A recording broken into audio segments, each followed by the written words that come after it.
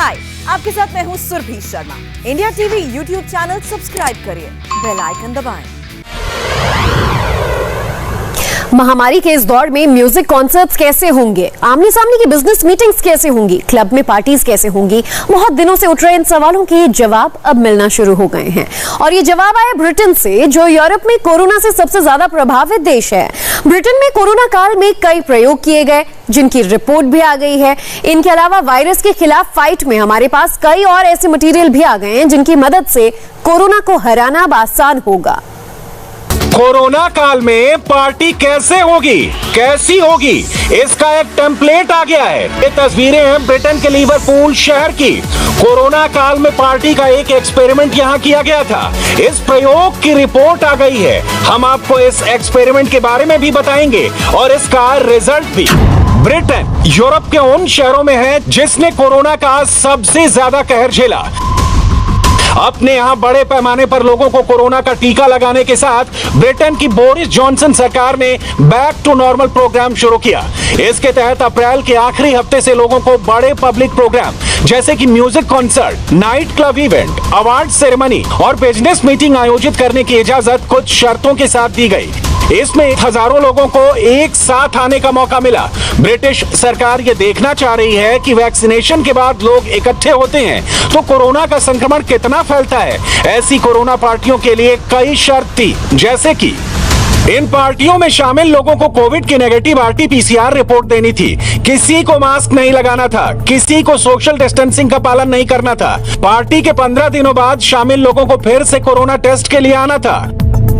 Liverpool में 28 अप्रैल से 2 मई के बीच ऐसे कई प्रोग्राम हुए जिसमें 3 से 13 हजार लोग शामिल हुए। प्रोग्राम में शामिल होने से पहले लोगों का कोविड टेस्ट हुआ। ब्रिटेन में करीब 15 महीने बाद यानी मार्च 2020 के बाद पहली बार कोई म्यूजिक कॉन्सर्ट हो रहा था। लोगों में जबरदस्त उत्साह था। कोरोना काल की पाबंदियों से आजादी मिली। पार्टी करने के 15 दिन बाद लोगों के कोरोना टेस्ट हुए। अलग अलग प्रोग्राम में शामिल 25 से 43% लोगों ने दोबारा कोविड टेस्ट कराया। हर 1 लाख लोगों में कोविड का पॉजिटिविटी रेट 21 मई को 7.4 था, जबकि 14 मई को यह दर 9.8 थी। यानी कोरोना काल में हजारों लोगों की भीड़ जुटी, बिना मास्क और सोशल डिस्टेंसिंग के पार्टी हुई और कोविड इन्फेक्शन रेट बढ़ने की बजाय कम हो गए। ब्रिटेन का कोरोना काल में पार्टी का यह एक्सपेरिमेंट कामयाब हुआ तो इसकी 2 बड़ी वजहें रही, लॉकडाउन और वैक्सीनेशन। ब्रिटेन में लोगों को लॉकडाउन से अब बहुत छूट मिल गई है। वहीं ब्रिटेन का वैक्सीनेशन प्रोग्राम भी बहुत तेजी से चल रहा है। ब्रिटेन में 70% या 3.8 करोड़ से ज्यादा लोगों को कोरोना की वैक्सीन की कम से कम 1 डोज लग चुकी है। वहीं ब्रिटेन के 2.3 करोड़ लोगों को कोरोना वैक्सीन की दोनों डोज लग चुकी है। Yes, this study applies right across the age ranges. हाँ, ये स्टडी हर उम्र, हर समूह और हर समुदाय के लोगों पर की गई थी जिन्होंने टीके लगवा लिए थे या नहीं लगवाए थे, या किसी ने वैक्सीन की सिर्फ 1 डोज ली थी। इससे पता ये चला कि वैक्सीन 1 डोज के बावजूद भी असरदार है, भले ही वो थोड़ी कम ही क्यों ना हो। यहाँ तक कि वायरस का जो वेरिएंट भारत में मिला है उस पर भी वैक्सीन असरदार है। हालांकि इस वेरिएंट पर सिंगल डोज का असर डबल डोज के मुकाबले थोड़ा कम है, लेकिन मोटे तौर पर वैक्सीन वायरस से निपटने में सक्षम है। और ये अच्छी खबर है, क्योंकि इसका मतलब ये है कि हमने इस महामारी से निपटने की जो राष्ट्रीय रणनीति अपनाई है वो बिल्कुल सही है। लेकिन इसका मतलब ये भी है कि ब्रिटेन के सभी लोग वैक्सीन लगवाएं और जिन लोगों ने 1 डोज ले ली है वो दूसरी भी जरूर लें। ब्रिटेन में कोरोना से पूरे यूरोप में सबसे ज्यादा लोगों की मौत हुई। ब्रिटेन में कोरोना से करीब 1,28,000 लोगों की मौत हुई है, लेकिन बड़े पैमाने पर वैक्सीनेशन करके ब्रिटिश सरकार ने करीब 12,000 ऐसे लोगों की जान बचाई है जिनकी मौत कोविड के संक्रमण से हो सकती थी। अब सरकार ऐसे प्रयोगों के जरिए धीरे धीरे लॉकडाउन हटा रही है और जून के अंत तक ब्रिटेन में कोरोना काल से पहले की जिंदगी लौटने की उम्मीद है। इसके बावजूद ब्रिटिश सरकार और खास तौर पर प्रधानमंत्री बोरिस जॉनसन कोरोना को हैंडल करने के आरोपों से घिरे हुए हैं। संसद में प्रधानमंत्री विपक्ष के निशाने पर है। आज सुबह प्रधानमंत्री के सबसे करीबी पूर्व सलाहकार ने कहा कि जब देश की जनता को हमारी यानी सरकार की सबसे ज्यादा जरूरत थी तब सरकार नाकाम रही। क्या प्रधानमंत्री इस बात से सहमत हैं?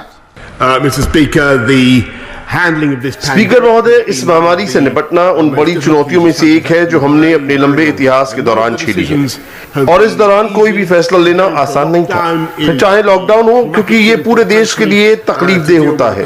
किसी भी देश के लिए इतनी बड़ी महामारी से निपटना बहुत बहुत कठिन है, और हमने हर स्तर पर यही कोशिश की कि कम से कम लोगों की जान जाए। हमने लोगों की जिंदगियां बचाने की कोशिश की, नेशनल हेल्थ सर्विस की सुरक्षा की, और हमने अच्छी से अच्छी वैज्ञानिक सलाह हासिल करने की कोशिश की। स्पीकर महोदय, भारत और ब्रिटेन के हालात में काफी समानताएं हैं। भारत की तरफ ब्रिटेन ने भी कोरोना की 3 वैक्सीन को मंजूरी दी है, फाइजर, मॉडर्ना और एस्ट्राजेनेका। भारत में सेकेंड वेव के कहर के बाद बहुत से लोग वैक्सीन की कमी की शिकायत कर रहे हैं। हालांकि केंद्र सरकार लगातार देश में वैक्सीन प्रोडक्शन बढ़ाने के साथ साथ विदेशी कंपनियों जैसे कि फाइजर और मॉडर्ना के साथ बातचीत कर रही है। फाइजर ने अपनी वैक्सीन की 5 करोड़ डोज भारत को देने का प्रस्ताव रखा है, मगर शर्त यह लगाई है कि टीकों के साइड इफेक्ट पर उसकी कोई कानूनी जवाबदेही ना हो। हमें इंडिकेट हुआ कि फाइजर वैक्सीन अवेलेबल उपलब्ध कर सकते हैं। इमीडिएटली उसके ऊपर कार्रवाई हो रही है और उसकी तरफ हम तरीके से बढ़ रहे हैं। अगर मैं रिपोर्ट्स पे जाऊंगा तो अभी विजिबल हुआ है कुछ दिन पहले कि भाई ये सब पोटेंशियल उनके पास है और ऑन अ डेली बेसिस इसको देश में लाने की प्रक्रिया ऑन अ डेली बेसिस हो रही है।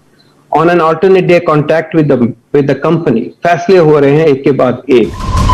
जुलाई महीने से देश में कोरोना के टीकों की उपलब्धता बढ़ने की संभावना है। केंद्र सरकार ने सुप्रीम कोर्ट को दिए हलफनामे में बताया है कि सीरम इंस्टीट्यूट इस समय हर महीने कोविशील्ड वैक्सीन की 6.5 करोड़ खुराक बना रहा है, जो जुलाई के अंत तक बढ़कर 10 करोड़ डोज तक हो जाएगी। भारत बायोटेक इस समय हर महीने 2 करोड़ कोवैक्सीन बना रहा है। जुलाई तक वो हर महीने 5.5 करोड़ वैक्सीन बनाने लगेगा।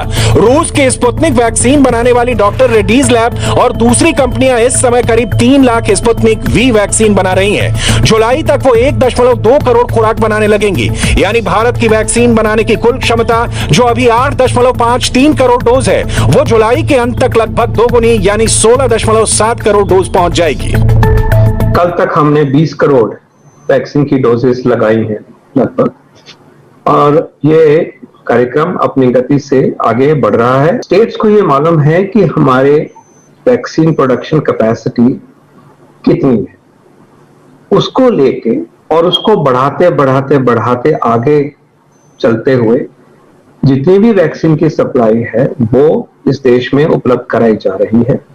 जब स्टेट्स ने ये कहा कि वो फ्लेक्सिबिलिटी चाहते हैं और चाहते हैं कि वैक्सीन प्रोक्योरमेंट में भी उनकी से हो, तो एक नई व्यवस्था लाई गई कि 50% वैक्सीन की प्रोक्योरमेंट जो डोमेस्टिक प्रोडक्शन की है वो भारत सरकार करके स्टेट्स को ही देगी, free to be given to people above 45 and above age group.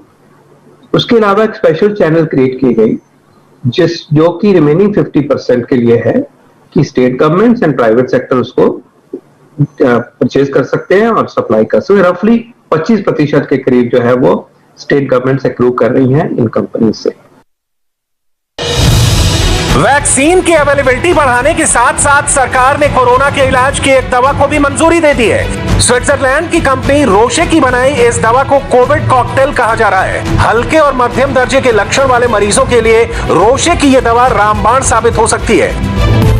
America और यूरोपीय संघ के बाद अब भारत ने भी इस कोविड कॉकटेल को मंजूरी दे दी है। इस कोविड कॉकटेल की एक डोज की कीमत 59,750 रुपए होगी। असल में रोशे के इस कॉकटेल को सबसे पहले पूर्व अमेरिकी राष्ट्रपति डोनाल्ड ट्रंप को दिया गया था, जब अक्टूबर 2020 में वो कोविड पॉजिटिव हो गए थे। इसी वजह से इसे ट्रंप कॉकटेल कहा जाता है। कोविड कॉकटेल या ट्रंप कॉकटेल असल में आर्टिफिशियल या लैब में बनी हुई एंटीबॉडी प्रोटीन है। ये प्रोटीन वैसी है जो कोविड के संक्रमण के बाद हमारे शरीर का इम्यूनिटी सिस्टम बनाता है। वायरस इन्फेक्शन के तुरंत बाद ये एंटीबॉडी नहीं बनती और कोरोना शरीर पर हावी हो जाता है। लेकिन कोविड कॉकटेल की एक खुराक लेने से बॉडी में खुद के एंटीबॉडी बनने से पहले आर्टिफिशियल एंटीबॉडी काम करना शुरू कर देती है। ये दवा 2 से 8 डिग्री सेल्सियस पर रखी जा सकती है और 2 तरह की एंटीबॉडी प्रोटीन से बनी होती है। इन प्रोटीन के नाम है कैसीरिमिबाब और इमेडेविमाब। लैब में बनाई ये प्रोटीन कोरोना वायरस को बॉडी सेल में घुसने से रोकेगी। दोनों की 600 mg की डोज लेनी होगी। इसका इंजेक्शन कोरोना संक्रमण के 10 दिनों के अंदर लेना होगा। रोशे अपने इस कोविड कॉकटेल को भारत में सिप्ला कंपनी की मदद से मार्केट करेगी। इसके एक पैक से 2 मरीजों का इलाज हो सकेगा। लेकिन ट्रम्प कॉकटेल काफी महंगी है और आम आदमी की पहुंच से दूर लगती है। इस मुश्किल का एक तोड़ इंडिया की एक दवा कंपनी ने निकाला है। भारतीय कंपनी जायडस कैडिला ने सरकार से अपील की है कि उसके कोविड कॉकटेल को भी इमरजेंसी यूज की मंजूरी दी जाए। जायडस कैडिला ने ZRC3308 नाम से एंटीबॉडी कॉकटेल बनाया है। जानवरों पर इसका प्रयोग सफल रहा है। अब जायडस ने इस कॉकटेल के इंसानों पर ट्रायल की इजाजत मांगी है।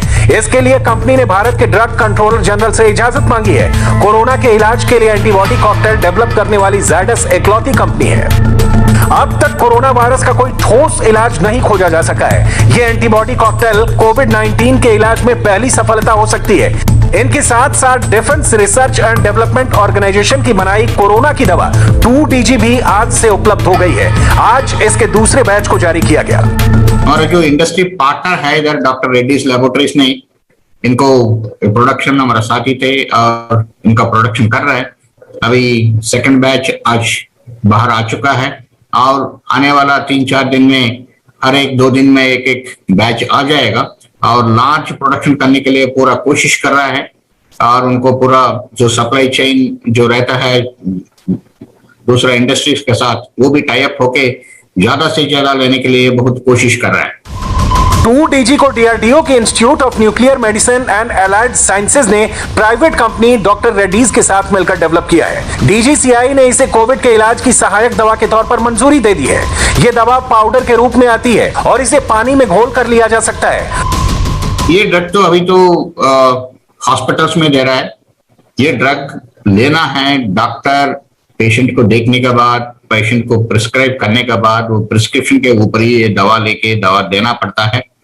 और ये दवा देने के पूरा परीक्षा करके उनको ये दवा देना है नहीं देना है वो पूरा डॉक्टर ने देख के प्रिस्क्राइब करने के बाद ही इनको दे सकता है।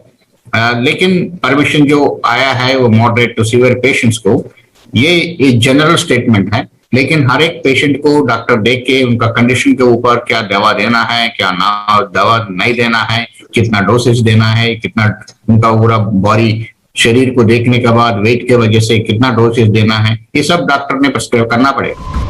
2DG के पहले बैच को एम्स और सैन्य बलों को सप्लाई किया गया था। डॉक्टर रेड्डीज लैब ने आज से दूसरे बैच को बाजार में उतारा है। एक्सपेरिमेंट्स में देखा गया है कि यह दवा कोरोना के संक्रमण को काफी कम कर सकती है। हाय, आई एम सुरभि शर्मा। खबरों से अपडेट रहने के लिए India TV YouTube channel subscribe करिए। साथ में बेल आइकन जरूर दबाएं। जुड़े रहें इंडिया टीवी के साथ।